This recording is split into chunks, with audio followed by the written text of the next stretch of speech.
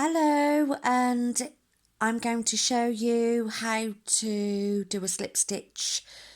I've already done my foundation chain, and what we do is go into the second loop from the hook, go into the second loop, yarn over, pull through the two loops again, in through the next loop, yarn over, pull that yarn over through the two loops again, go through the next loop, yarn over, pull that yarn over through the two loops on the hook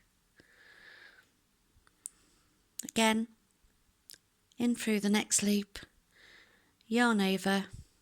Well, it depends how many slip stitches you want. I mean, I'm doing a few here just to show you, just to give you an example of how they're made. Yarn over through the two loops.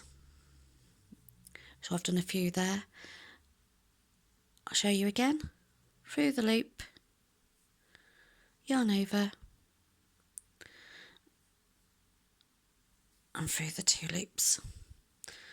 And if you can see that, that's how you do your slip stitches.